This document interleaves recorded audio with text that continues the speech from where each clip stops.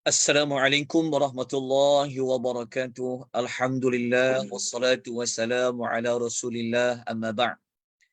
Tuan-tuan dan puan-puan rahimani wa rahimakumullah. Syukur kepada Allah Subhanahu wa taala malam ini dapat kita meneruskan ulang kaji surah-surah yang berada pada juzuk yang ke-25, yang mana insya-Allah malam ini kita akan membincangkan surah yang ke-42 susunan di dalam Al-Quran, iaitu surah Asy-Syura.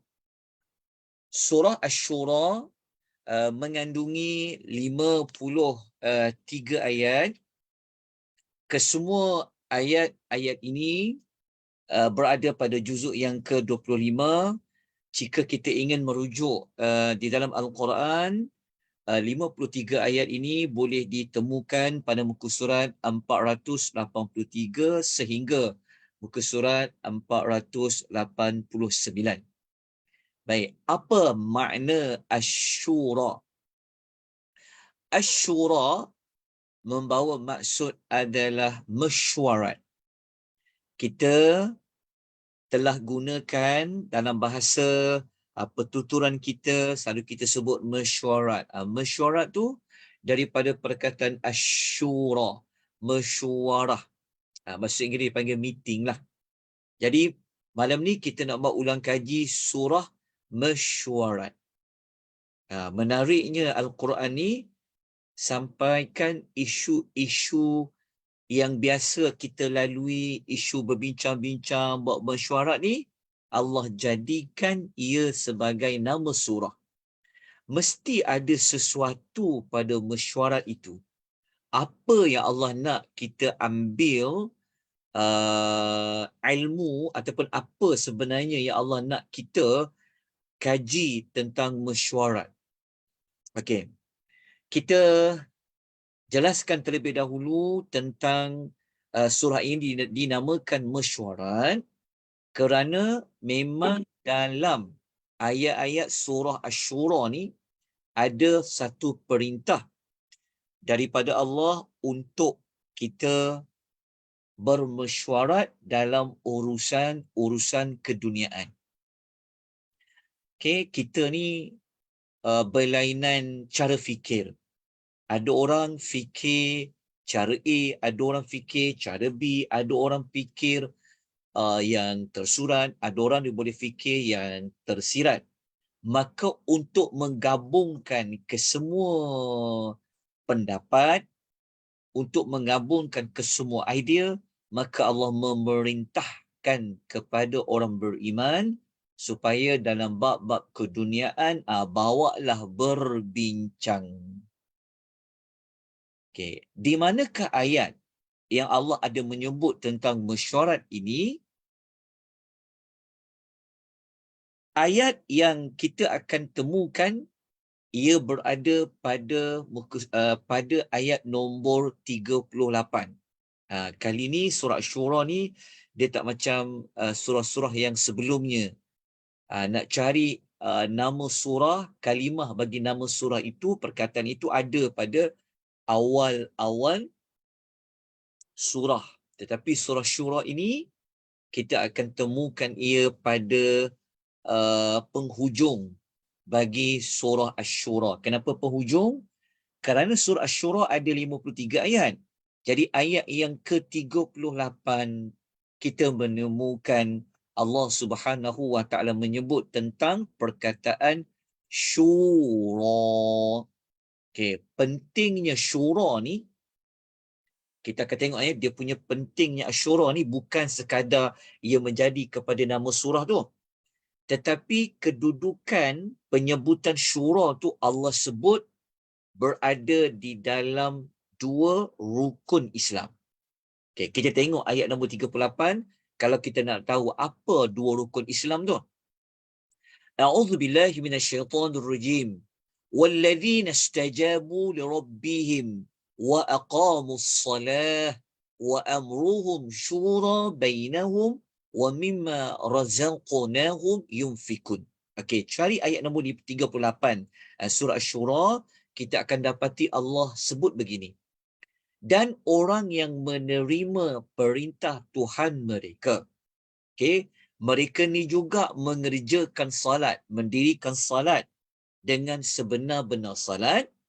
Okey, lepas Allah sebut salat, Allah Taala mengatakan mereka ini melakukan syura, iaitu dalam urusan mereka, amruhum tu segala urusan mereka, mereka lakukan dalam bentuk mereka bermesyuarat sesama sendiri. Lepas Allah sebut mesyuarat, Allah kata wa mimma razaqnahum yunfikun. Mereka juga telah menginfakkan, okay, membelanjakan sebahagian daripada apa yang telah kami rezekikan kepada mereka. Jadi besar kedudukan, ya, pentingnya mesyuarat ini Allah letakkan ia di antara perintah kerjakan salat dan perintah untuk mengeluarkan harta. Dia duduk di antara kedua isu tersebut. Okay. Jadi alhamdulillah untuk sumber kepada nama Asyura ni kita dah jumpa pada ayat nombor 38. Okay. Dah selesai. Okay, sekarang ni kita nak perincikan lagi dekat nama surah ni. Okay, kita dah tahu mesyuarat tu memang perintah dari Allah. Memang Allah yang syariatkan. Memang kedudukannya sangat utama. Okay, dia duduk pada ayat salat dengan ayat perintah infakkan harta. Okay, surah Asyura ni bukan sekadar ia menyebutkan kepentingan mesyuarat tu, tetapi surah Asyura juga telah memberi garis panduan macam mana nak kendalikan mesyuarat tu. Asyik-asyik mesyuarat aja. Betul tak? Ada orang macam itulah. Sikit-sikit mesyuarat, sikit betul. Okey, alhamdulillah. Tapi isunya adalah, kan, dalam nak mengendalikan mesyuarat tu macam mana? Sedangkan dia memang syariat Allah. Okey. Sebab tu kalau ada mesyuarat, jangan ponteng.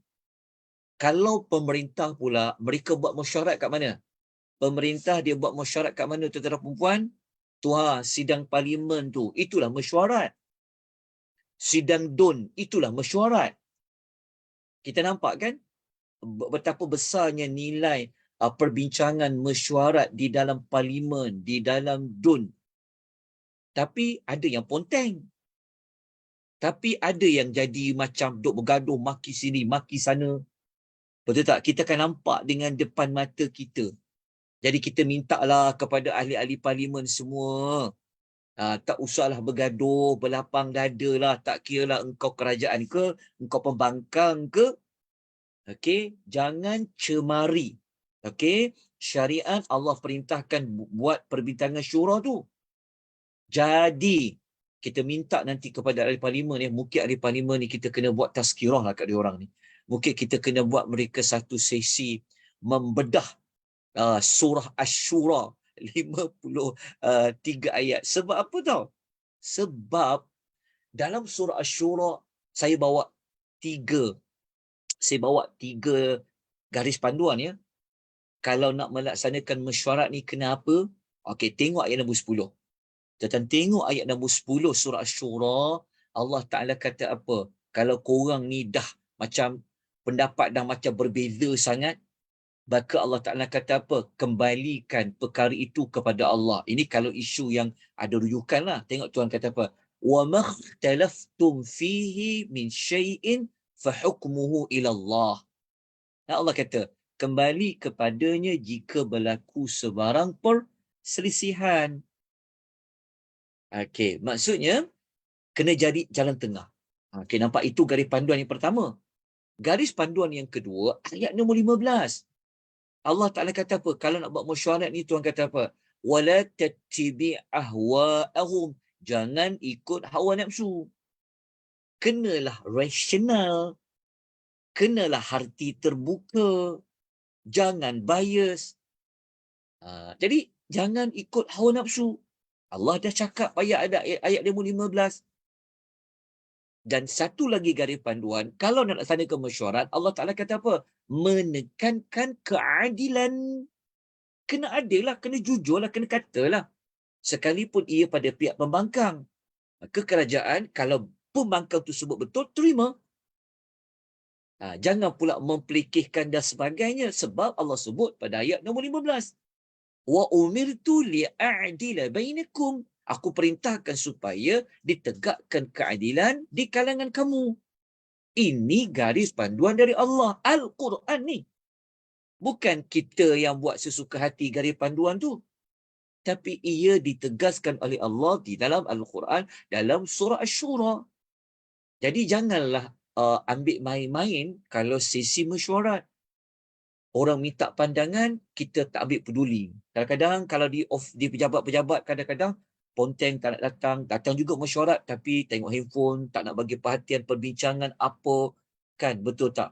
Masuk sekejap je, lepas tu keluar tu tak masuk-masuk. Pun ada juga macam tu. Jangan. Selepas ni, apabila dijemput, okey, apabila kita tahu dalam jadual kita ada sesi mesyuarat, mesyuarat taman ke, mesyuarat dekat tempat kerja ke, mesyuarat sama ahli keluarga ke, tak kisahlah buat kat mana pun, dekat restoran ke, buat dekat hotel ke mana-mana pun, maka tolong ingat mesyuarat itu adalah perintah dari Allah.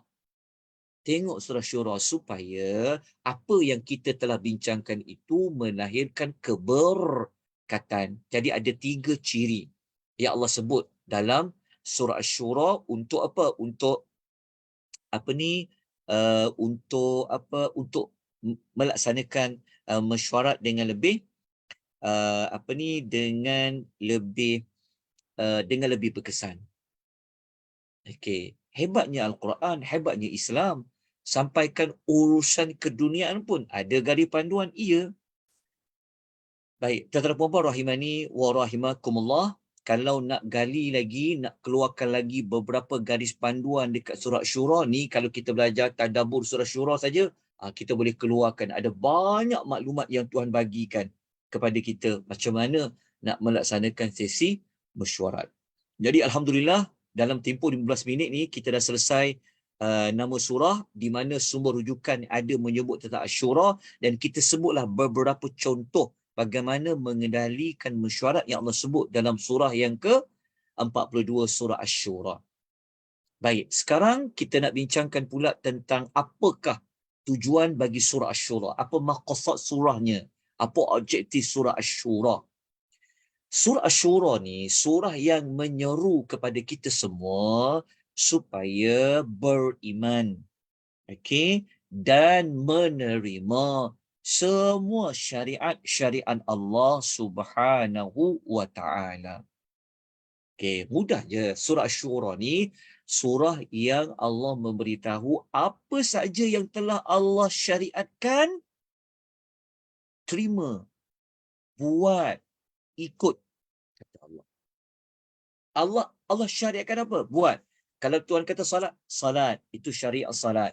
Kalau Tuhan kata menginfakkan sebagai harta, infak sebagian harta. Tuhan kata nak berbincang dalam urusan dunia, buat mesyuarat, itu syariat Allah. Ikut. Jangan pelikihkan. Ambil manfaat. Okay.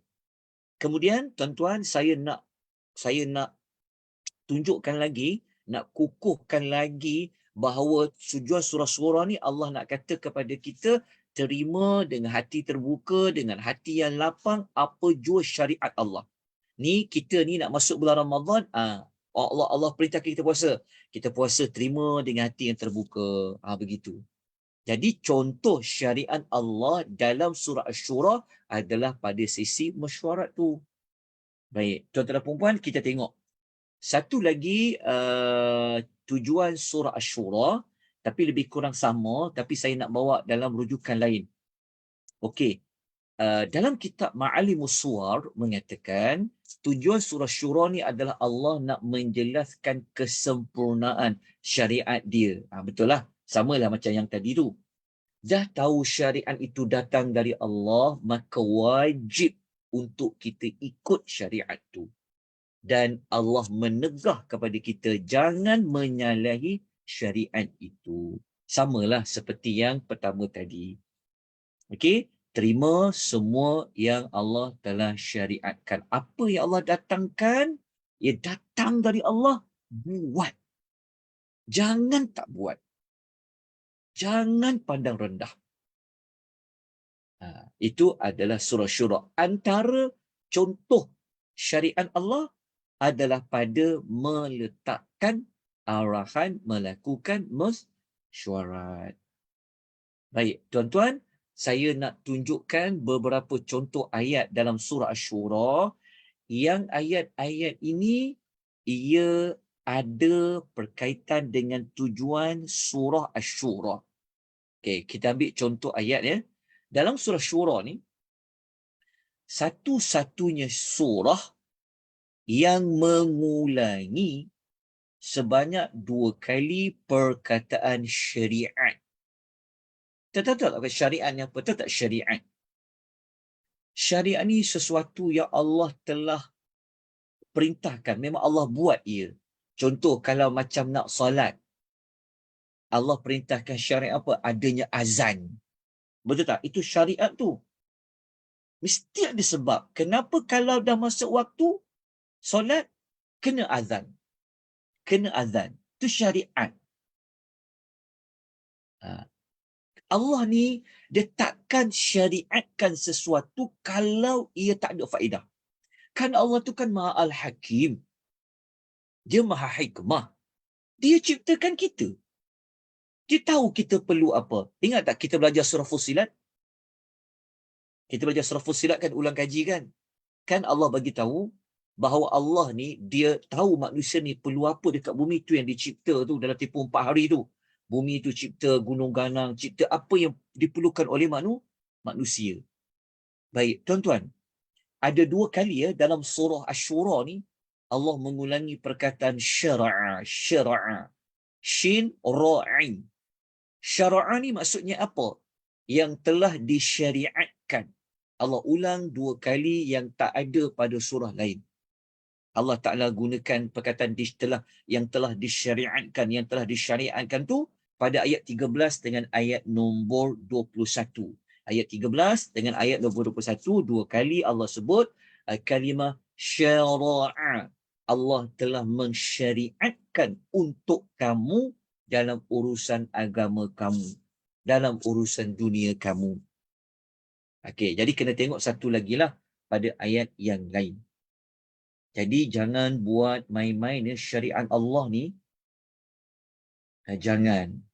Jangan kita pandang ringan, jangan kita pandang sepele, jangan kita pandang macam tak apalah kalau tak buat, tak boleh. Apa sahaja yang telah Allah syariatkan dalam hidup kita, ambillah ia satu tugasan yang perlu kita lakukan. Pasti ada kebaikan, pasti ada faedah. Seperti buat mesyuarat, berbincang baik-baik supaya dapat satu jawapan yang kolektif. Okey, tuan-tuan, sebelum kita tangguhkan untuk sesi ulang kaji surah Asy-Syura ni, saya nak tunjukkan satu lagi ciri surah Asy-Syura adalah surah yang sangat banyak mengulangi perkataan wahyu. Wahyu ada 6 kali. Dalam surah Asy-Syura, Allah memilih surah ini untuk diulang banyak kali tentang wahyu. Nak tahu 6 kali tu dekat mana? Ayat 3, ayat 7, ayat 13, ayat 51, ayat 51, ayat 52. Ayat 3, ayat 7, 13, 51, 51, 52. Kita akan jumpa Allah mengulangi tentang wahyu, wahyu, wahyu, wahyu, wahyu, wahyu. Saya sebutkanlah contoh bunyi ayat pasal wahyu tu pada ayat nombor 51 2 kali, 52 itu sekali. Allah mengatakan, وَمَا كَانَ لِبَشَرٍ أَن يُكَلِّمُهُ اللَّهُ إِلَّا وَحْيًا. Wahyu. Lepas tu Allah menyebutkan أَوْ يُرْسِلُ رَسُولًا فَيُوحِيَ. Lepas tu ayat nombor 52, وَكَذَلِكَ أَوْحَيْنَا. Okey, apa perkaitan pengulangan banyak kali perkataan wahyu dengan penyebutan telah disyariatkan, dan apa berkaitan dengan nama surah mesyuarat dan apa berkaitan dengan tujuan surah, sudah pasti ada perkaitan. Macam mana kita boleh tahu ini syariat Allah, tak boleh diubah, tak boleh dipinda, kena terima memang dari Allah. Tak boleh dah untuk dipinda-pinda. Kita boleh tahu melalui jalan wahyu. Jadi Allah mewahyukan supaya syariat-syariatnya itu dijalankan. Baik, tuan-tuan dan puan, rahimani wa rahimakumullah. Okey, kalau kita bincang tentang tema surah Asy-Syura ni,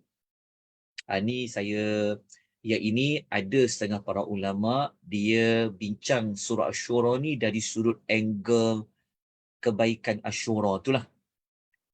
Sebab tu kalau nak bersatu hati dengan membuat mesyuarat. Tapi ada adabnya. Nak tahu adab-adabnya, garis panduannya, kenalah baca keseluruhan 53 ayat surah Asy-Syura. Jadi Asy-Syura ni juga menjadi satu contoh lain Al-Quran itu sebagai Fussilat. Kita nak kaitkan dengan surah yang sebelumnya. Wallahu ta'ala a'lam, tuan-tuan dan puan. Hampir 24 minit. Kita dah hampir 20 minit pun membuat ulang kaji surah Asy-Syura. Saya buka kalau ada apa-apa soalan sebelum kita tangguhkan, kerana lepas isyak nanti kita nak sambung satu lagi ulang kaji surah perhiasan. Hebatnya Al-Quran kan? Pasal perhiasan pun, emas ke, perak ke, gelang ke, apa, rantai ke, ada satu surah di dalam Al-Quranul Karim. Hebat tak Al-Quranul Karim? Siapa kata Al-Quran ini tidak amazing? Tuan-tuan perempuan rahimani wa rahimakumullah. Baik, nak tahu apa sebenarnya topik perbincangan surah Az-Zukhruf, surah perhiasan? Ikuti perbincangan jam, kita awalkan sikitlah jam 9 malam insya-Allah. Ya, sebab lepas habis satu surah Zukhruf, kita cuba masuk satu lagi surah lain, iaitu surah Kabut. Surah Kabut. Okey. Nanti kita akan tengok surah Ad-Dukhan. Kalau kesempatan insya-Allah kita cuba kita cuba buat dua lagi ulang kaji surah ya. Lepas Isyak boleh jam 9, lepas tu kita rehat take 5, lepas tu kita sambung balik surah Ad-Dukhan. Moga-moga malam ini dapat diisi dengan ulang kaji Al-Quranul Karim. Baik tuan-tuan, sebelum kita tangguhkan, sebelum azan, sebelum kita berhenti, ada sebarang persoalan tak bagi surah Asy-Syura? Ada persoalan? Chat tak ada Ustaz. FB pun tak ada. Okey. Kita tengok sekejap. Kita raikan sahabat-sahabat kita dekat TikTok malam ni. Alhamdulillah. Okey, kita nak tengok ada tak sebarang persoalan penjelasan. Okey. Rasanya tak ada, tuan-tuan perempuan. Mungkin ramai yang, ialah waktu maghrib ni kan mungkin waktu nak makan dan sebagainya. Walau bagaimanapun, Alhamdulillah, syukur banyak-banyak kepada Allah. Allah memberikan kita peluang untuk kita membuat ulang kaji. Kita semakin seronok untuk baca Al-Quran. Kita nampak semakin lama Al-Quran ini benar-benar menjadi petunjuk. Kita nampak Al-Quran ini semakin bernilai dalam hidup kita. Rupa-rupanya Al-Quran ni bukan menyentuh isu amalan baca Quran ke, amalan ibadat-ibadat antara kita dengan Allah saja. Tetapi Al-Quran telah membuktikan Al-Quran juga mengambil berat tentang hubungan sesama manusia. Sehingga Allah mensyariatkan dalam buat satu urusan dalam satu urusan, laksanakan ia dalam bentuk perbincangan, dalam bentuk mesyuarat. Okey, moga-moga ada manfaat, moga-moga Allah memberkati sesi ulang kaji kita. Kita berehat setakat ini. InsyaAllah kita jumpa lagi jam 9 malam ini. Jangan ke mana-mana. Ke mana-mana tu bukanlah stay kat sini je. Maksudnya kita jumpa lagi lah insya-Allah jam 9 malam. Aku qouli hadza wa astaghfirullahal azim wa billahi taufiq hidayah. Wassalamualaikum warahmatullahi wabarakatuh. Waalaikumsalam warahmatullahi wabarakatuh, Ustaz. Jazakallah khair Ustaz.